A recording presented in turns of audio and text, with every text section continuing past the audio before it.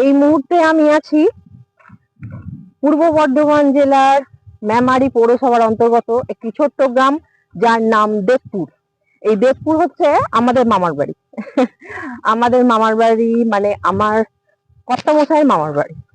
তো আমাদের সব থেকে প্রিয় জায়গা, দীপায়নের সব থেকে প্রিয় জায়গা, মানে আমার ছেলে দীপায়ন, মানে যার মামার ছেলের ডাক নাম পিকু। তো সব থেকে প্রিয় জায়গা এই দেবপুর। তো এই এখন এই মুহূর্তে আলু তোলা হচ্ছে।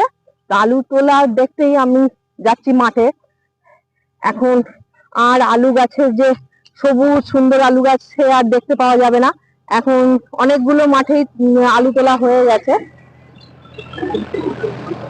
আর ওই দূরেতে ছোট মামা আছে, ওই দূরেতে আলু তোলা হচ্ছে, এখান থেকে দেখা যাচ্ছে না। তো সেই ওখানে যাব আলু তোলা দেখতে, এবং আপনাদেরও দেখাবো সেই ভিডিও। তো চলুন সেই যাওয়া যাক সেই মাঠেতে।